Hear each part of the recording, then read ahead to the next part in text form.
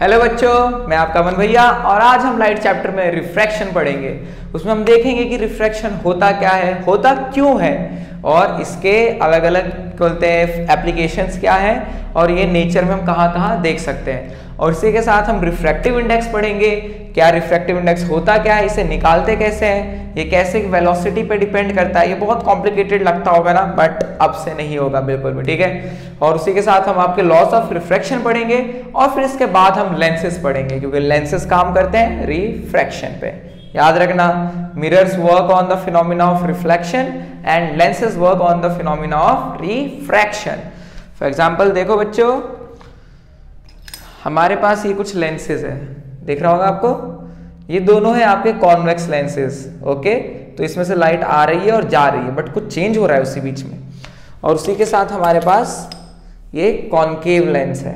But main चीज मैं क्या कहना चाहता हूं, आप क्या देख पा रहे हो कि आप इनके आर पार देख पा रहे हो ना।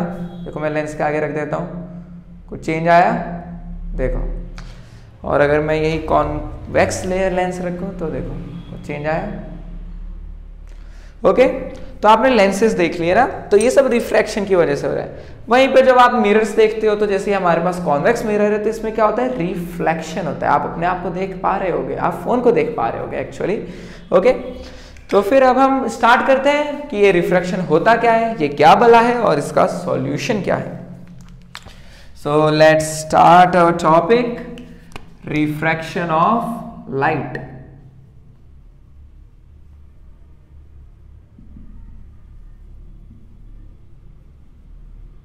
ओके, तो देखो रिफ्रैक्शन ऑफ लाइट ये है कि जब लाइट किसी एक मीडियम से दूसरे मीडियम में ट्रेवल करती है तो थोड़ी सी मुड़ जाती है।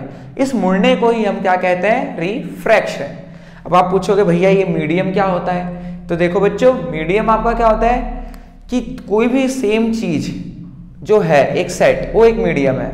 लाइक जब तक लाइट एयर में है तो एयर एक मीडियम है, और जब वो इस लेंस के अंदर गई तो ये लेंस आपका शीशे से बना है, ग्लास से, तो ग्लास एक दूसरा मीडियम है, ओके।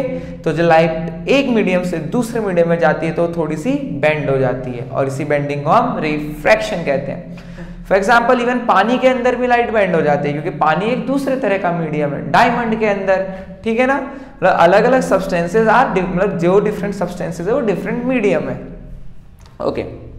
तो हम इसे सबसे पहले लिख लेंगे इसकी डेफिनेशन और फिर देखेंगे हम क्या बोलते हैं। लिखते हैं, लिखो बच्चों, the bending of light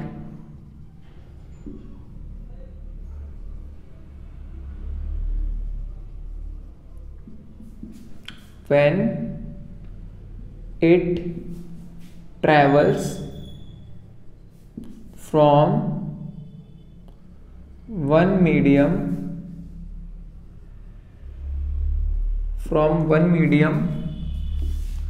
to another,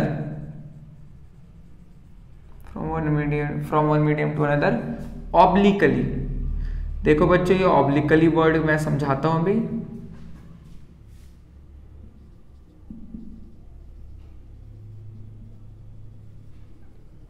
it's called refraction. तो आपने डेफिनेशन क्या देगी, the bending of light when it travels from one medium to another obliquely is called refraction of light. अब देखो बच्चों, ऑब्लिकली का मतलब होता है कि टेढ़ा।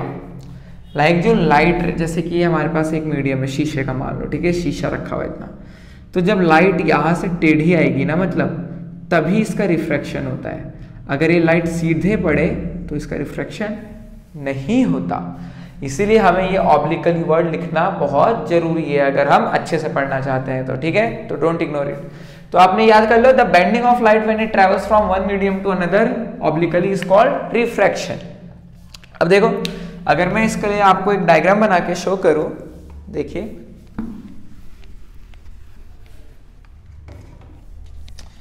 एक मान लेते हैं हमारे पास ग्लास का स्लैब है। ग्लास का स्लैब मैं आपको दिखाऊंगा अभी क्या होता है।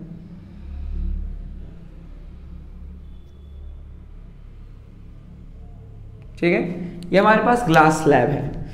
अब एक रे आती है यहां से, ये क्या है, इंसिडेंट रे, ये आई टकराई ग्लास स्लैब से, ये क्या है, ग्लास। यहाँ पे क्या है, एयर। तो ये मीडियम पे, एक मीडियम है और ये एक दूसरा मीडियम है।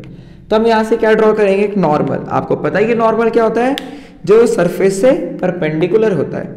तो हमने एक नॉर्मल ड्रॉ कर लिया यहाँ पे। ओके, दिख रहा है ना, ये आपका क्या है, नॉर्मल। अब इसी के साथ जो ये रे थी, ये क्या होगी, थोड़ी सी, देखो इसे जाना तो ऐसे था, हाँ, बट ये क्या हो जाती है, यहां से मुड़ जाती है, समझे। देखो उसका रास्ता वो था, बट ये अंदर से मुड़ गई, फिर यहां से बाहर भी निकलेगी। हम यहां पे एक नॉर्मल बनाते हैं।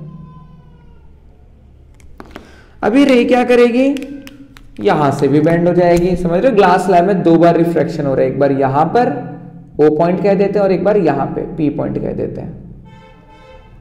रे निकल गई, तो दो जगह रिफ्रैक्शन हुआ। तो ये जो बेंड हो गई, इसे ही हम रिफ्रैक्शन कहते हैं। तो बच्चों आप ग्लास स्लैब भी देख लो एक्चुअल में क्या होता है।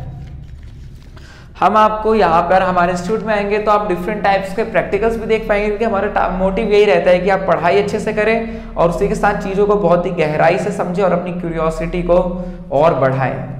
हम आपकी क्यूरियोसिटी पूरी करेंगे ताकि आप उसे और बढ़ा सकें। ओके, तो ये है, देखो ये आपका डब्बा ग्लास स्लैब का, and we are going to remove it.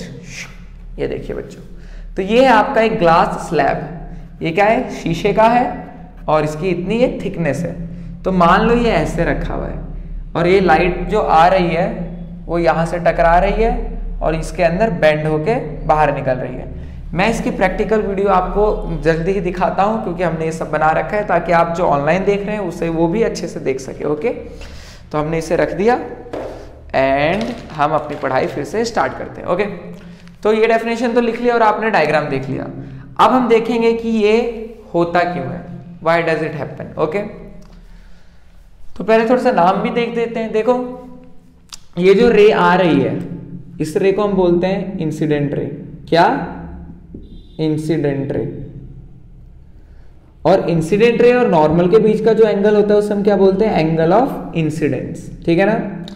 और ये देखो यहाँ पे जो नॉर्मल और ये जो है ये रिफ्रैक्टेड रे है, इसे हम एंगल आर कहते हैं। ये जो रे है, ये जो अंदर है ग्लास स्लैब के, इसे हम बोलते हैं रिफ्रैक्टेड रे, क्योंकि रिफ्रैक्ट हो चुकी है। ओके, रिफ्रैक्टेड रे, ये है आपका एंगल ऑफ इंसिडेंस।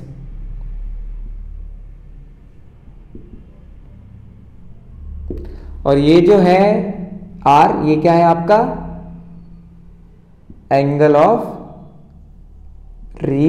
रिफ्रैक्शन। उस एंगल पे लाइट रिफ्रैक्ट हुई है।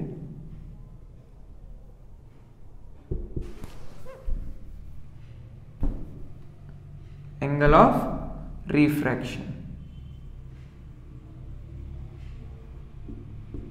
अब देखो बच्चों, अब ये वाला जो एंगल है वो रिफ्रैक्शन के एंगल के इक्वली होता है। वर्टिकली अपोजिट एंगल दिख रहा है ना।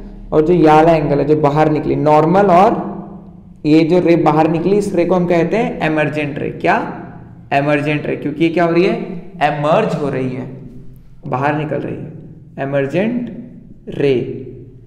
और एमर्जेंट रे और नॉर्मल के बीच के एंगल को हम कहते हैं, ई से डिनोट करते हैं, और इसका नाम होता है एंगल ऑफ एमर्जेंस। क्लियर है ना, एंगल ऑफ एमर्जेंस। तो ये डायग्राम आपको अच्छे से ध्यान रखना है। इसका टाइटल आप डाल सकते हो, refraction through a glass slab, refraction of light रे through a glass slab. Okay, कोई डाउट? तो कोई डाउट हो तो कोई भी डाउट हो आपको तो कमेंट सेक्शन में हमें बता दीजिएगा, उसका सॉल्यूशन मिल जाएगा। ओके, तो अब हम आगे बढ़ते हैं। ये रिफ्रैक्शन होता ही क्यों है, why does it happen. Question लिखो, व्हाई रिफ्रैक्शन हैपन्स। हो सकता है एग्जाम में क्वेश्चन आए कि why refraction happens when light travels from one medium to another. Light क्यों बेंड करती है जब एक मीडियम से दूसरे मीडियम में जाती है? तो देखो बच्चों, इसका रीजन ये है कि जब लाइट एक मीडियम से दूसरे मीडियम में ट्रेवल करती है ना, तो उसकी स्पीड में चेंज होता है। चेंज मतलब उसकी स्पीड थोड़ी कम हो जाती है। देखो, जो लाइट की जनरल वैक्यूम में स्पीड होती है वो अप्रोक्सीमेटली किसके इक्वल होती है? 3c से डिनोट करते हैं स्पीड ऑफ लाइट, 3 × 10⁸ मीटर पर सेकेंड। लाइट की स्पीड इससे ज्यादा कभी नहीं हो सकती। ओके, एक्चुअली तो 2.99 होती है, बट 3 के अप्रोक्सीमेट लेके चलते हो आप, क्योंकि आपको ज्यादा कैलकुलेशन में इजी पड़े, टफ ना हो, ठीक है। बट लाइट की स्पीड इससे ज्यादा नहीं हो सकती, बट इससे कम जरूर हो सकती है। तो जब लाइट किसी मीडियम में ट्रैवल करती है ना, तो उसकी स्पीड कम हो जाती है, और इस स्पीड के कम होने की वजह से ही लाइट बेंड हो जाती है। So the change in speed of light when it travels from one medium to another causes the refraction, और we can say the bending of light. तो लिख लेते हैं इसका रीजन।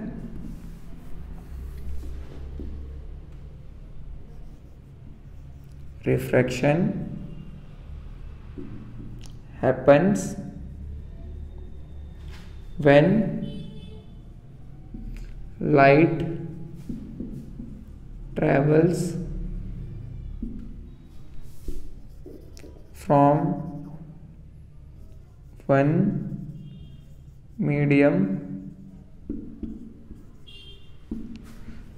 medium to another, ठीक है।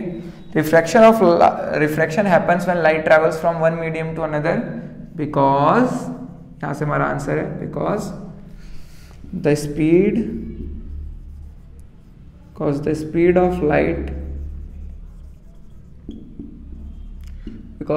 Of light is different in the both mediums. मतलब दोनों मीडियम में लाइट की स्पीड डिफरेंट होती है। अगर दोनों मीडियम में लाइट की स्पीड सेम रहती तो उसमें रिफ्रैक्शन नहीं होता, ठीक है। तो ये बेंडिंग इसी की वजह से होती है, because of the speed of light is different in both the mediums. और वी कैन से अगला सेम ही चीज लिख सकते हैं, बिकॉज, जिन बच्चों को लंबा लग रहा हो, because the speed of light changes when it travels from one medium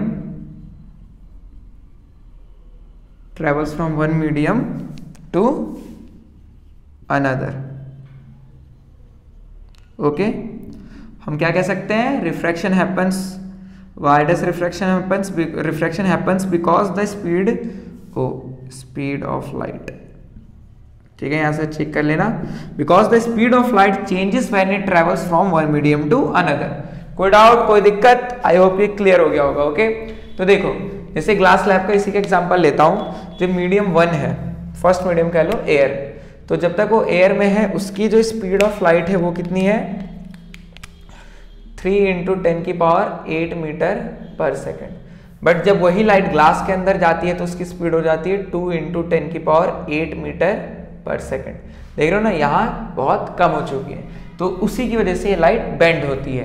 अब हम देखेंगे कि लाइट बेंड किस दिशा में होती है, ठीक है ना, कि जब ये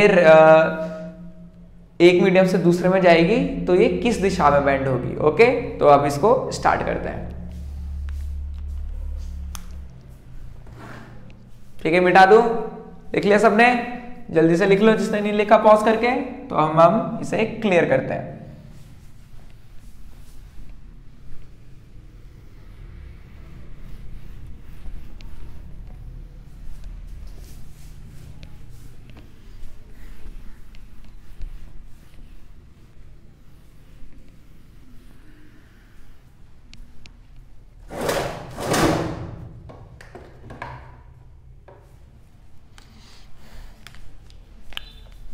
पहले हम डायग्राम बना लेंगे।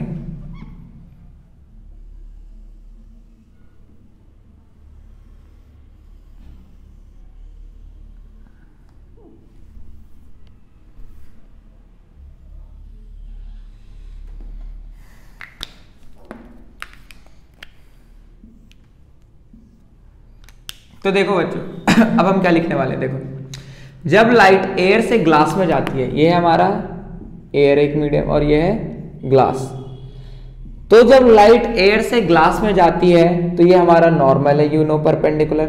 तो जो ये इंसिडेंट रे आ रही है, ये क्या है, इंसिडेंट रे, आपको पता है ये बनाएगी एंगल आई।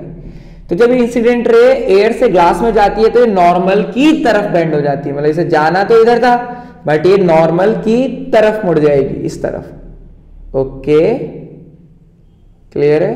ओके, ठीक है, यहां तक पहुंची। अब देखो ये ग्लास से दोबारा कहां जा रही है, एयर में। तो देखो जब ये हमारा एंगल ऑफ रिफ्रैक्शन और ये इसके इक्वल होगा। तो देखो, तो जब लाइट एयर से ग्लास में जाती है तो वो टुवर्ड्स नॉर्मल बेंड होती है, बेंडिंग टुवर्ड्स नॉर्मल। और जब लाइट ग्लास से एयर में जा रही है तो वो बेंड होगी, देखो इसे जाना तो इधर चाहिए था बट ये जाती इधर है, समझे, अवे फ्रॉम नॉर्मल। तो लिख लो ये रिफ्रैक्टेड रे, लिख लो it bends towards normal and ये it bends away from normal.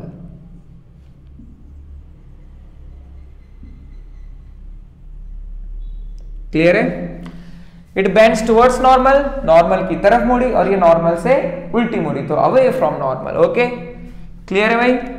अब हम ये भी देखेंगे कि ऐसा क्यों हो रहा है, ठीक है ना, why is it happening. But उससे पहले थोड़ा सा तुम्हारे एग्जाम के हिसाब से इंपॉर्टेंट चीजें भी कर लेते हैं। तो ये इंपॉर्टेंट है, याद रखना। अब हम इसमें कुछ ऑप्टिकली रेयरर क्या होता है और ऑप्टिकली डेंसर मीडियम क्या होता है उसके बारे में बात करेंगे। ओके, तो देखो जैसा कि मैंने आपको बताया कि लाइट की स्पीड जब एक मीडियम से दूसरे मीडियम में ट्रैवल करती है तो क्या हो जाती है, चेंज। तो उसी तरह अगर किसी मीडियम में लाइट की स्पीड बहुत कम हो जाती है तो उसे हम कहते हैं ऑप्टिकली डेंसर मीडियम, डेंस, घना। और वहीं पे जहां पे लाइट की स्पीड ज्यादा होती है उसे हम बोलते हैं ऑप्टिकली रेयरर मीडियम। ओके, चलो इसे इमेजिन करो, मैं बताता हूं आपको। तो हमारे लिए एयर होता है रेयरर मीडियम, क्या, रेयरर मीडियम, और पूरा बोले तो optically rarer medium, optically rarer. और वहीं जो ग्लास होती है ये क्या होती है, ऑप्टिकली डेंसर। ओके, देखो इमेजिन करो आप रोड पे हो, ओके, और वहां पे बहुत ज्यादा ट्रैफिक है, बहुत डेंस है, तो आपकी स्पीड ऑटोमेटिकली बढ़ेगी या घटेगी, आप ही बताओ, घटेगी ना। और वहीं पे मान लो आपको एकदम फ्रीज, एकदम हाईवे मिल गया, एकदम कोई गाड़ी नहीं है, तो आपकी स्पीड क्या होगी, ऑब्वियसली बढ़ेगी, समझ रहे हो ना। तो जो बढ़ेगी, तो इन द सेंस यही है कि ऑप्टिकली डेंसर मीडियम जो है वो क्या होता है, वहां पे लाइट की स्पीड कम हो जाती है, और वहां पे जो रेयरर मीडियम है ऑप्टिकली रेयरर, वहां पे लाइट की स्पीड ज्यादा होती है। तो अब हम यही लिखेंगे डेफिनेशन इनकी, write it down.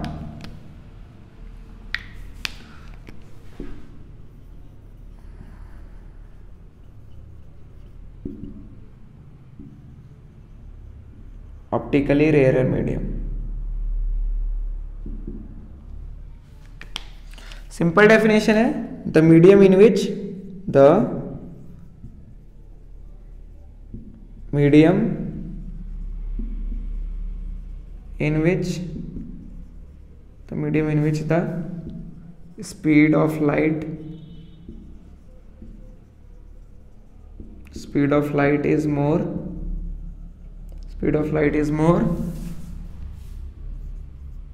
is called optically rarer medium।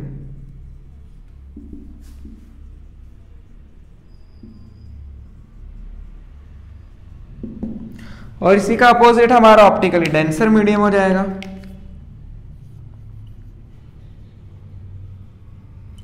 Writing उतनी अच्छी नहीं है बच्चों, बट आपको काम में कोई दिक्कत नहीं आएगी, ठीक है, नंबर पूरे मिलेंगे। मेरी राइटिंग भी ऐसी थी but still I got very good marks. Okay, optically denser medium, because it is science, यहाँ राइटिंग नहीं देखी जाती, यहाँ आपकी क्यूरियोसिटी और नॉलेज देखी जाती है। ऑप्टिकली डेंसर मीडियम, इवन मैंने जिनकी राइटिंग बहुत खराब है, मुझे लगता है साइंस में वही अच्छे होते हैं, ऐसा कुछ स्टीरियोटाइप नहीं है। ओके, बट ऐसा मैंने देखा तो है। ऑप्टिकली डेंसर मीडियम, ये क्या होते हैं, द मीडियम इन विच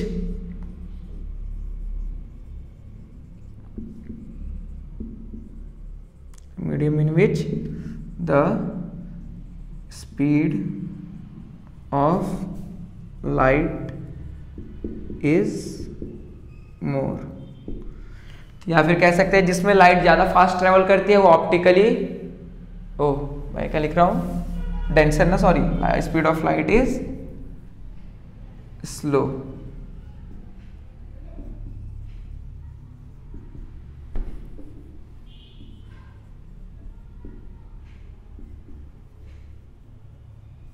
देखो हम क्या लिखा मैंने, speed of light is more, या फिर हम फास्ट कह सकते हैं, और ऑप्टिकली डेंसर मीडियम हो जहां पे स्पीड ऑफ लाइट कम हो या स्लो हो। तो आपको पता चल रहा है कि जो एयर है ऑप्टिकली रेयर मीडियम है और वो जो ग्लास है ऑप्टिकली डेंसर, क्योंकि यहां पर एयर में स्पीड, लाइट की स्पीड कितनी है 3 × 10⁸ मीटर पर सेकेंड, बट वही जब वो ग्लास में जाती है तो 2 × 10⁸ मीटर पर सेकेंड हो जाती है, मतलब स्पीड ऑफ लाइट कम हो गई। तो इसमें कम स्पीड है इसलिए ऑप्टिकली डेंसर है, और इसमें स्पीड ऑफ लाइट ज्यादा है इसलिए ऑप्टिकली रेयरर है। ओके, यहाँ पे कोई डाउट नहीं होना चाहिए, एकदम क्लियर। ओके चलो ठीक है। तो आपने क्या देखा कि जब लाइट ऑप्टिकली रेयरर से ऑप्टिकली डेंसर में जाती है तो बेंड्स टुवर्ड्स नॉर्मल होती है। एग्जाम में आएगा, when light travels from optically rarer to optically denser medium, it bends towards normal, but when light travels from denser to rarer, मतलब ग्लास से जब वो एयर में जा रही है, यहाँ पे तो एयर ही है ना तुम्हारा, यहाँ पे तो एयर है, तो जब वो डेंसर से और एयर क्या है, रेयरर मीडियम है, तो जब ये डेंसर से रेयरर में आती है तो ये जो लाइट है ये बेंड किधर होती है, नॉर्मल से दूर, बेंड्स अवे फ्रॉम नॉर्मल। तो इस तरह से आपका रिफ्रैक्शन होता है। बट याद रखना रिफ्रैक्शन का एक स्पेशल केस है जब रिफ्रैक्शन नहीं होता है, मैं आपको यही बताता हूं, ये बहुत इंपॉर्टेंट, डाल के करो, स्पेशल केस। स्पेशल केस, मानो आपके पास ग्लास स्लैब है और यहां से जो ये नॉर्मल है आपका, ठीक है ना, एन, और जो इंसिडेंट रे है वो एकदम सीधी आ रही है, मतलब एकदम नॉर्मल पे ही आ रही है, तो इसको हम क्या बोलेंगे, इसका एंगल ऑफ इंसिडेंस कितना है, 0, बिकॉज एंगल ऑफ इंसिडेंस क्या होता है, नॉर्मल और इंसिडेंट रे के बीच का एंगल। अगर इंसिडेंट रे एकदम नॉर्मल पे ही पड़ रही है तो उनके बीच का एंगल तो 0 है। तो इस केस में जो इंसिडेंट रे होती है वो बेंड नहीं होती है, वो सीधा आके बाहर निकल जाती है विदाउट बेंडिंग। तो स्पेशल केस याद रखना कि जब लाइट रे आपकी सीधे नॉर्मली पड़ेगी किसी भी मीडियम पे, 90, सिंपली बोले तो 90 डिग्री पे या फिर नॉर्मल के ऊपर, तो वो बेंड नहीं होती है। यहां क्या होता है, नो रिफ्रैक्शन, नो रिफ्रैक्शन, और we can say no bending of light, no bending of light, ठीक है। When i is equal to 0, और हम दूसरी भाषा में कह सकते हैं when light falls, when light falls normally on the surface of the glass slab। Okay, कोई दिक्कत वाली बात, when light falls normally on the surface of the glass slab, no refraction, no bending of light, याद रखना, बहुत important. बाकी cases में, इसलिए तो मैंने ऑब्लिकली स्टार्टिंग में लिखवाया था, ऑब्लिकली मतलब जब टेढ़ी लाइट पड़ती है तभी रिफ्रैक्शन होता है। ओके, अब इसी के साथ मैं आपको एक और चीज बताना चाहूंगा, that is called lateral displacement. तो जानने के लिए पहले इस बोर्ड को क्लीन कर लेते हैं। तो बच्चों देख लो, जिन्होंने नोट नहीं करा है वो अच्छे से नोट कर लीजिए, कोई दिक्कत ना आने पाए, और कहीं कोई डाउट हो तो पूछ लेना। मैं थोड़ा सा उधर कर देता हूं ताकि आपको दिखे, क्योंकि उधर का थोड़ा पोर्शन नहीं दिख रहा है ना। ओके, आई होप कि अब दिख रहा होगा, ठीक है। कोई भी डाउट आए तो सिंपली पूछो, झिझकने का नहीं है। कमेंट सेक्शन आपके लिए हमेशा खुला हुआ है, और आप अपना नंबर भी सेंड कर सकते हैं ताकि आपको डायरेक्टली हम नोट्स प्रोवाइड कर सकें। हम आपको फ्री में नोट्स प्रोवाइड करेंगे ताकि आप अच्छे से पढ़ सके और ओवरऑल आपके स्कोर बोर्ड्स में अच्छे हो, और मेन चीज आपकी क्यूरियोसिटी बनी रहे साइंस को लेके। Science is not a bookish subject, ये सबसे ज्यादा प्रैक्टिकल सब्जेक्ट है। ओके, तो चलो इसे क्लीन करते हैं और अपना ग्लास स्लैब वाले टॉपिक को कंप्लीट करते हैं। फिर इसके बाद हम देखेंगे अगली वीडियो में लॉज ऑफ रिफ्रैक्शन और रिफ्रैक्टिव इंडेक्स, ताकि ज्यादा लंबी वीडियो ना हो जाए, तो आप अभी जितना हमने पढ़ा है उतने को अच्छे से देख लीजिए।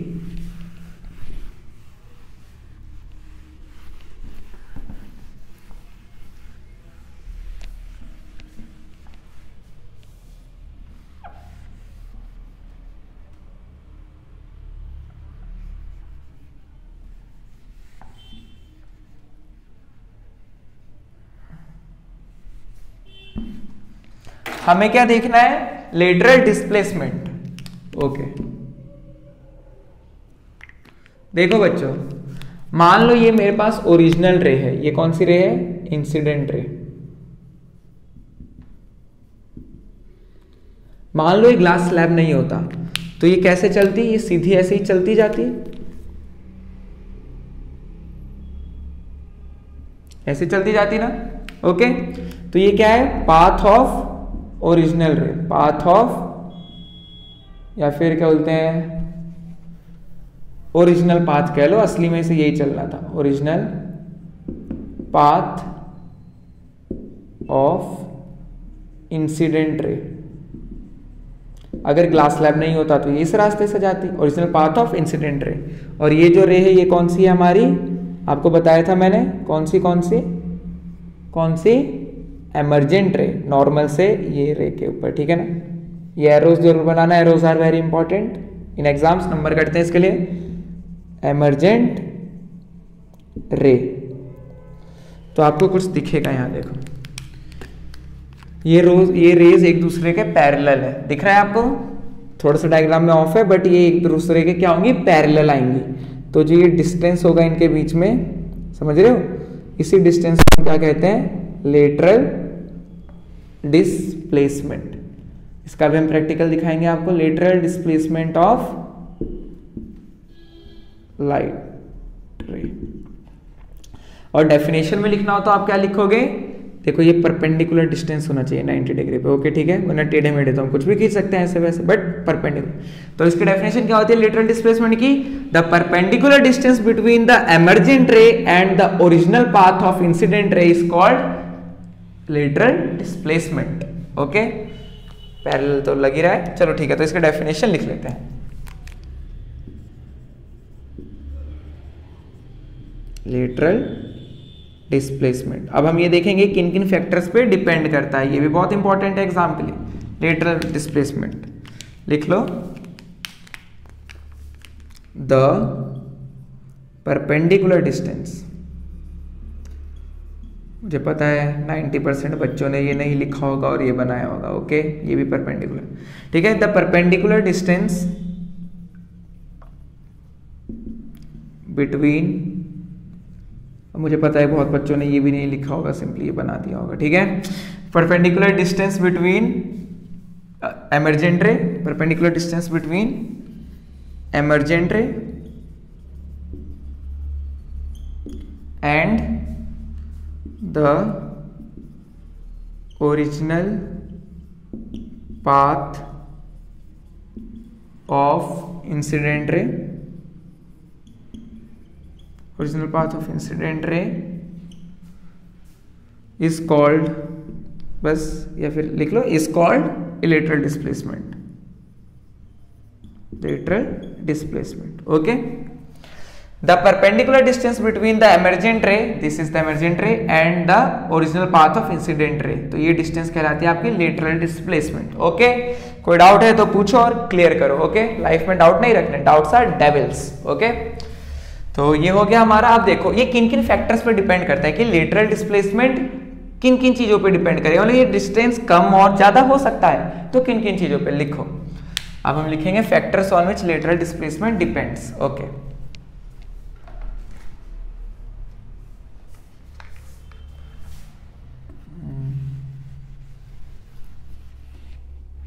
ये लिख लिया आप लोगों ने, पॉज करके अच्छे से लिख लिया करो, मैं साइड हो जाया करूंगा थोड़ी देर के लिए। ये बोले भैया you are in the path of our line of site.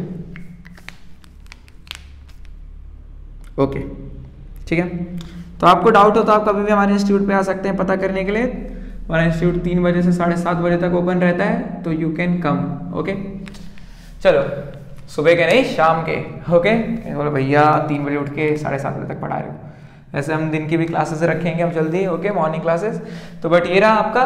तो अब देखो factors on which lateral displacement depends, लिखो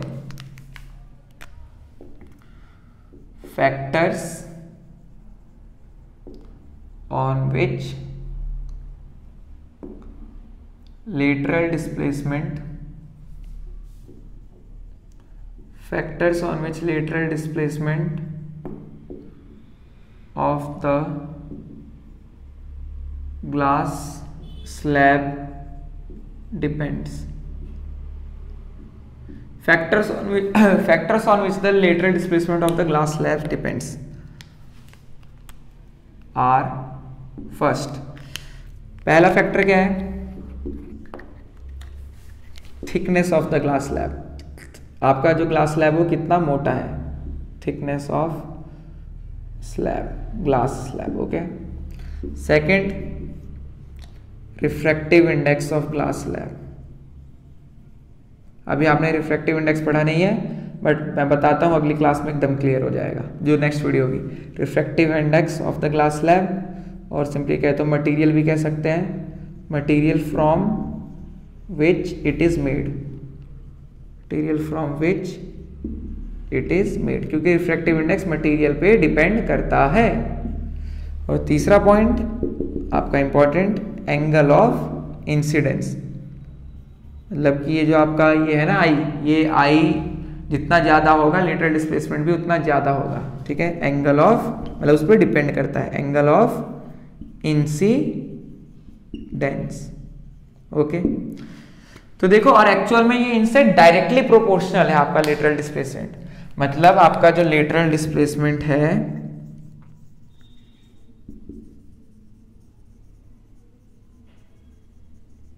वो डायरेक्टली प्रोपोर्शनल है इन तीनों चीजों के, फर्स्ट, सेकंड और थर्ड. इसका मतलब क्या है कि अगर ग्लास स्लैब की हम थिकनेस बढ़ाएंगे तब भी लेटरल डिस्प्लेसमेंट बढ़ेगा, हम उसका रिफ्रैक्टिव इंडेक्स बढ़ाएंगे तब भी लेटरल डिस्प्लेसमेंट बढ़ेगा, और हम अगर एंगल ऑफ इंसिडेंस बढ़ाएंगे तब भी लेटरल डिस्प्लेसमेंट बढ़ेगा. तो इन तीनों फैक्टर्स पे लेटरल डिस्प्लेसमेंट डिपेंड करता है, और वो इनके बढ़ाने पे बढ़ता भी है, जैसे कि हमने दिखाया था. देखो, तो ये जो ये ग्लास स्लैब आपको दिख रहा है, ये इतना मोटा है, ये इसकी थिकनेस है. तो अगर मैं इसकी थिकनेस बढ़ाऊंगा तो इसमें लेटरल डिस्प्लेसमेंट भी उतना ज्यादा होगा, और अगर मैं एंगल ऑफ इंसिडेंस को इंक्रीज करूंगा तो भी आपका जो वहां पे लेटरल डिस्प्लेसमेंट होगा वो भी इंक्रीज होगा. और अगर मैं किसी दूसरे मटेरियल का लूं तो उसमें भी रिफ्रैक्टिव इंडेक्स डिफरेंट होगा, और अगर इससे ज्यादा रिफ्रैक्टिव इंडेक्स का लेते हैं तो वो और ज्यादा होगा लेटरल डिस्प्लेसमेंट. तो बच्चों डाउट मत खाओ, लेटरल डिस्प्लेसमेंट में क्लियर हो चुका है आपको कि एमर्जेंट रे और ओरिजिनल पाथ ऑफ इंसिडेंट रे के बीच का परपेंडिकुलर डिस्टेंस. और जहां तक रही आप जो अभी नई वर्ड सुन रहे हो रिफ्रैक्टिव इंडेक्स, ये अगले ही लेक्चर में एकदम मक्खन बन जाएगा, मैं गारंटी देता हूं. तो इस लेक्चर में हम इतना ही करते हैं. ये टॉपिक आई होप कि आपको refraction, glass slab, optically rare medium, optically denser medium क्या होता है, रिफ्रैक्शन होता क्यों है, because of change of speed of light, और फिर उसके बाद ये डायग्राम्स रिफ्रैक्शन की मीडियम में क्या होते हैं, एक स्पेशल केस कि जब लाइट रे परपेंडिकुलर फॉल करती है तो उसमें कोई बेंडिंग नहीं होती, और उसके बाद ये लेटरल डिस्प्लेसमेंट वाला टॉपिक आपको अच्छे से क्लियर हो गया होगा. और ये एग्जाम पॉइंट ऑफ व्यू से बहुत ही इंपॉर्टेंट टॉपिक है, क्योंकि इससे हर साल क्वेश्चन बनता ही है 3 मार्क्स का मिनिमम, मैक्सिमम 5 मार्क्स में. ओके. तो आप लोग अच्छे से प्रिपेयर करते रहिए और हमारे चैनल से जुड़े रहिए, ताकि आप ऐसे ही और भी अच्छे अच्छे कंटेंट देख सके. और बस, तो हमारे साथ रहिए और हमारी इस जर्नी में हमारा साथ दीजिए. थैंक यू बच्चों, आप ही की वजह से आज हम यहाँ पर है. Okay, thank you.